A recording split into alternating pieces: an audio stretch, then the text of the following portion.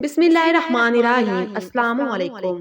آدم اور حوا، میں کبھی کبھی سوچتی ہوں کہ اگر اللہ نے عورت کو نہ بنایا ہوتا تو کیا یہ دنیا اتنی حسین ہوتی؟ اس طرح ایک آدمی بھی ایک عورت کے بغیر ادھورا ہے، کیونکہ آدم کو ایک حوا کی ضرورت ہوتی ہے۔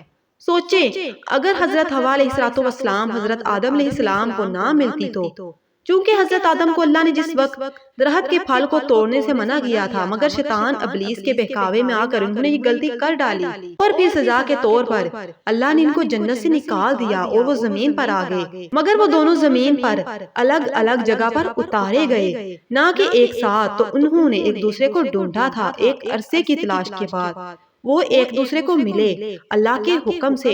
پھر یہ انسانوں کی نسل کا سلسلہ شروع ہوا۔ اس طرح ہر ایک جوڑا جو زمین پر ہے وہ اللہ کے حکم سے ہی نکاح کے پاکیزہ بندھن میں بنتا ہے، کیونکہ اللہ نے تمام انسانوں کو یہاں تک کہ تمام مخلوقات کو جوڑے کی صورت میں پیدا کیا ہے، مگر دنیا میں وہ الگ طرح سے ہم تک پہنچتے ہیں۔ یہ بھی اللہ کا نظام ہے۔ بے شک میرے اللہ کی شان بہت نرالی ہے۔